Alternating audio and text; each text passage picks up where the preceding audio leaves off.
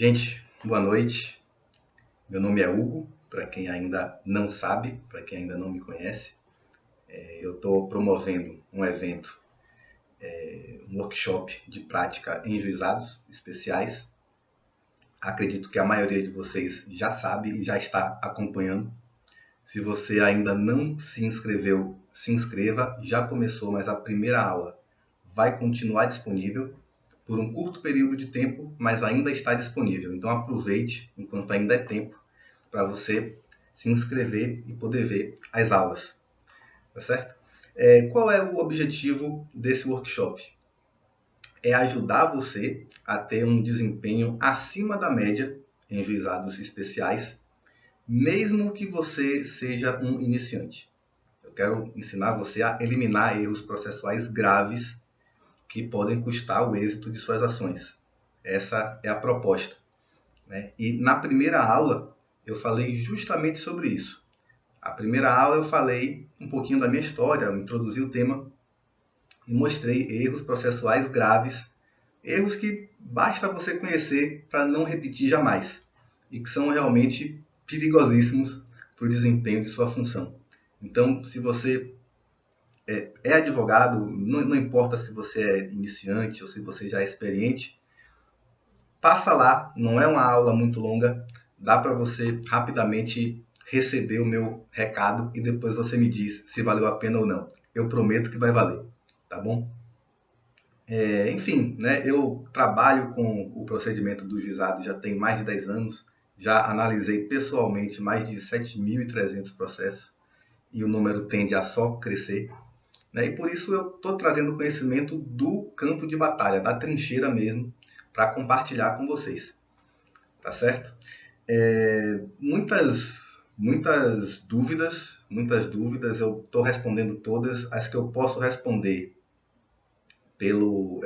na área de comentários da aula, eu respondo, outras eu trago para cá para responder, né? Tá no YouTube? Não está ao vivo no YouTube, mas eu vou subir para lá logo em seguida. A primeira aula, a primeira live, inclusive, eu não consegui deixar salva, gente. Inclusive eu vi algumas repetições, algumas perguntas repetidas na área de comentários, provavelmente porque a pessoa não conseguiu ter acesso à live, né? Mas eu consegui gravar, então eu vou disponibilizar, vou subir aqui no IGTV e lá no YouTube e vocês conseguem revisitar a live de ontem, tá bom? Toda noite vai ter live e a proposta é justamente colher o feedback de vocês e, sobretudo, responder perguntas, né? Sobretudo as que eu não consegui responder lá na área de comentários do workshop. Todo mundo um pouco apreensivo com a suspensão dos prazos, né? Mas não se engane, o judiciário não vai parar, né? Está funcionando em teletrabalho e os prazos estão suspensos só até o dia 30, né? E eu imagino que já está todo mundo se adaptando, né? Tá todo mundo já tem unidades bem adaptadas ao trabalho, ao teletrabalho, né? Que realmente exige algumas mudanças de comportamento, né? Não é fácil. Eu trabalho, sobretudo em teletrabalho, já tem também quase 10 anos e é desafiador, mas normalmente, depois que você acostuma com o ritmo, você fica muito mais produtivo do que antes, né? Em casa a gente se concentra mais, não pega trânsito, não tem estresse. Então, enfim, se por acaso o isolamento precisar durar mais tempo, não se surpreenda, por exemplo, se as audiências em videoconferência passar a ser uma realidade, né? E aí o fluxo vai chegar muito próximo do normal. E por que eu estou falando isso? Estou falando isso porque quando a suspensão dos prazos acabar, você vai estar cheio de prazo para cumprir. Não se engane, vá se preparando, porque está todo mundo trabalhando, então assim que os prazos puderem voltar a correr, você vai receber uma enxurrada de intimações. E aí você vai ter que fazer o quê? Peticionar. Você vai recorrer, apresentar recurso inominado, embargos, contrarrazões, enfim, se manifestar sobre todos os incidentes que vocês tenham que responder. E, sobretudo, no nosso caso, é por isso que eu achei muito pertinente na aula 2, que é a aula que vai ficar disponível amanhã, falar sobre petição. Eu separei essa aula para falar só sobre petição, sobre o que você precisa observar para que sua petição seja realmente persuasiva. E mais, eu vou dar a estrutura exata que toda petição precisa ter. Toda petição precisa ter. Eu não vou falar só de petição inicial, de recurso inominado. É uma estrutura básica, mas que realmente, se você seguir essa estrutura e essa ordem, você vai ter resultados surpreendentes. Você vai me contar depois, você vai ver essa aula, vai aplicar e volta aqui para me dizer como é que foi, tá bom? Gente, a pergunta que eu mais vi foi sobre preparo do recurso. Muitas perguntas. Eu respondi isso na última live de ontem, mas não ficou salva. Eu vou responder porque vieram muitas perguntas. Como é que você faz o preparo do recurso nominado? Você precisa conhecer a tabela de custas do seu estado. Essa é a questão. O que eu disse na aula? O que eu disse na aula é: as custas que são dispensadas no primeiro grau devem ser recolhidas no momento que você vai recorrer.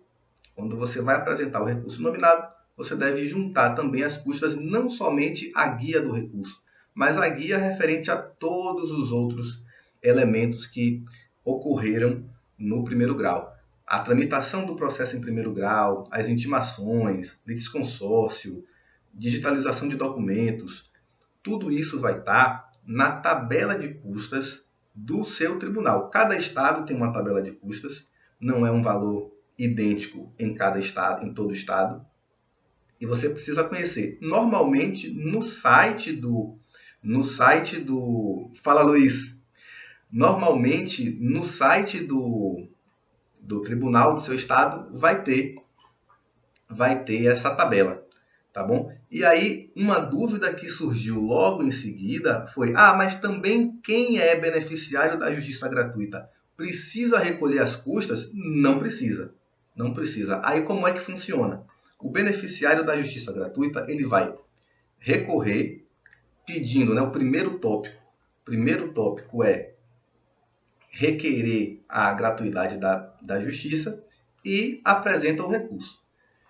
Lá para as tantas, se eventualmente o juiz entender que não é o caso de conceder a gratuidade da justiça, ele deve conceder novo prazo de 42 horas para que você apresente as custas, para que você comprove o recolhimento das custas, certo? Então, o beneficiário da justiça gratuita não precisa recolher as custas a priori para recorrer, né? Enquanto pender sobre ele a presunção relativa de veracidade da sua afirmação de que é pobre, que não tem condição de recolher as custas, certo? Mas, e o que mais? E aí, muitas perguntas também sobre a gratuidade, da justiça, não só nesse ponto do recurso. Qual é a questão? No primeiro grau, toda pessoa já não recolhe custas, porque o trâmite do processo no primeiro grau independe do recolhimento de custas. Está na lei exatamente assim. Tem uma exceção, que é o autor quanto mais. O autor que não comparece à audiência e não justifica a sua ausência, ele é condenado ao pagamento de custas. Está textualmente escrito na Lei 9.099. Outra coisa que você deve saber é que o benefício da justiça gratuita não absorve as cominações por litigância de má-fé. Então, não adianta você requerer o benefício da justiça gratuita para não pagar a condenação por litigância de má-fé. Né? É uma penalidade, e como penalidade você não vai ficar liberado somente porque é beneficiário da justiça gratuita, certo? É importante saber disso. Eu fiz umas anotações para não esquecer o que eu tenho que falar para vocês, porque é um tema realmente muito bacana de se falar. Sim, então, como eu falei, já que todo mundo está liberado do pagamento de custas no primeiro grau, não faz sentido você requerer a gratuidade na petição inicial ou na contestação. Não faz sentido você fazer esse requerimento. Nenhum sentido. E provavelmente o juiz ou vai ignorar o seu pedido ou vai indeferir. Certo? Por que o seu requerimento? Porque justamente não há custas a serem pagas ali, naquele momento. Qual é o momento de você requerer a gratuidade da justiça? É quando você vai recorrer. Foi o que eu falei logo agora, logo antes. Na hora que você vai recorrer, você declara o seu cliente pobre e interpõe o recurso sem recolher as custas. O juiz do juizado vai avaliar, porque nos juizados ainda é feita essa análise prévia lá no juizado. E quando subir para a turma recursal, o juiz da turma recursal vai novamente verificar se é o caso realmente de manter a gratuidade da justiça. Certo? Então, o que é que acontece? Pode ser, é possível que o juiz do juizado entenda que a parte é beneficiária da justiça gratuita, mas quando o processo subir para a turma recursal, o relator pense, opa, não acho que é o caso de uma pessoa carente de recursos, não. O que é que ela vai fazer normalmente? Vai intimar a parte para comprovar, vai pedir complementação de documentos, porque a declaração de pobreza, ela estabelece uma presunção relativa, que pode ser afastada por documentos. Ou se o juiz entender que há elementos no processo. É muito comum, já vi várias vezes, uma pessoa discutindo vícios no automóvel de luxo, 0 km, pedindo gratuidade da justiça. Pessoas em viagem internacional, né, de lazer, pedindo gratuidade da justiça. São elementos que ligam o radar do juiz. Ele, opa, alguma coisa, isso aqui não é um perfil de pessoa pobre. Né? Então, o que é que o juiz faz? Para tudo, converte o julgamento em diligência se o recurso já estiver em pauta para julgamento, e vai intimar a parte para que comprove ser efetivamente merecedora da gratuidade. Como é que você comprova isso? Carteira de trabalho, cópia da declaração de imposto de renda é o melhor para mim. É o melhor. É o mais interessante. E por quê? A gente vive num país em que empreender hoje é até moda, né?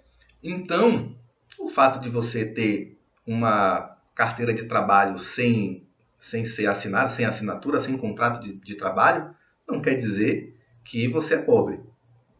O fato de você ter um saldo bancário zerado não quer dizer que você é pobre. Né? Você pode ter uma empresa, você pode, naquele dia, ter o saldo zerado, mas quando você vê o extrato, a conta movimentou no mês 15, 20 mil reais. Então, normalmente, a declaração do imposto de renda é o documento mais forte para você demonstrar que a parte realmente não tem condição. E, sobretudo, aquele print do site da Receita Federal que fala que você está isento de apresentar a declaração de imposto de renda. Isso também é um indício mais forte ainda de que a pessoa, né, tem rendimentos baixos ou nenhum. Esse é um detalhe. Então, é o momento, se você estiver pelo recorrido, você vai verificar isso com muito mais detalhe agora. Olha, juntou um saldo zerado, mas isso não demonstra que a parte é pobre, né? Isso é um elemento a ser verificado também.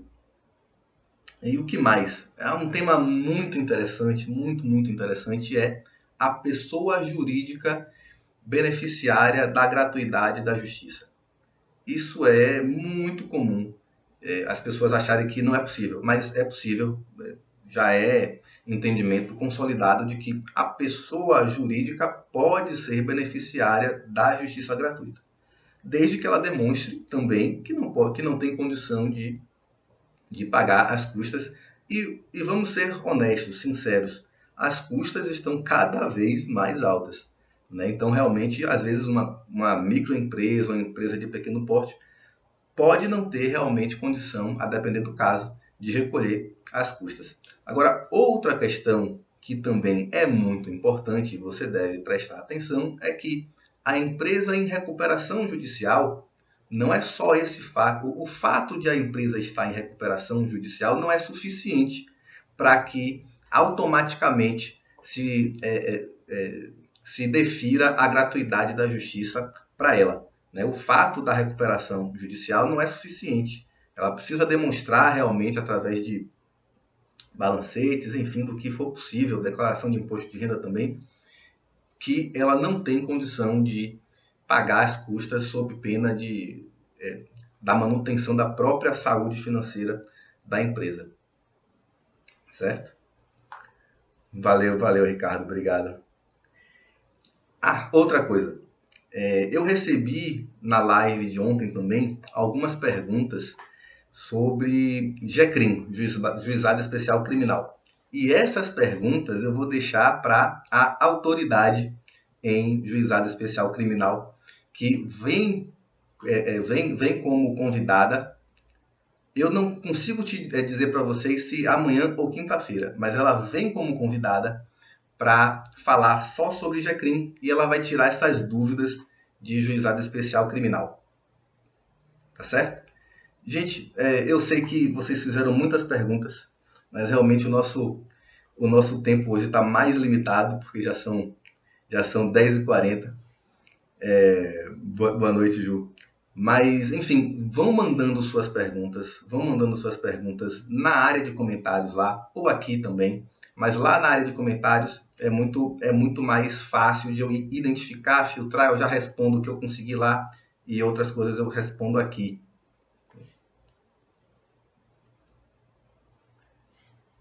Tá bom? Vão mandando as dúvidas. O que eu não consegui responder ao vivo, eu respondo em outro momento, ou respondo direto lá, escrito mesmo. Tá bom, pessoal? Amanhã, às 8 horas da manhã, sai a nova aula. Tá muito boa. Eu sou suspeito para falar, mas eu não tenho outra forma de dizer para vocês que tá fantástica. Muito boa mesmo. Corram, verifiquem seus e-mails, verifiquem o Telegram, que é lá que eu vou avisar o endereço. Aliás, o endereço é o mesmo, mas eu vou ligar, eu vou avisar na hora que a aula está liberada. Tá bom? Gente, um abraço para vocês. Foi um prazer novamente estar com vocês. A energia é muito boa. Eu estou impressionado com a quantidade de pessoas, de comentários. É muito bom para mim ver essa comunidade de advogados realmente reunida e todo mundo empenhado em ter um desempenho acima da média em juizados especiais. Tá certo, gente? Um abraço e até amanhã.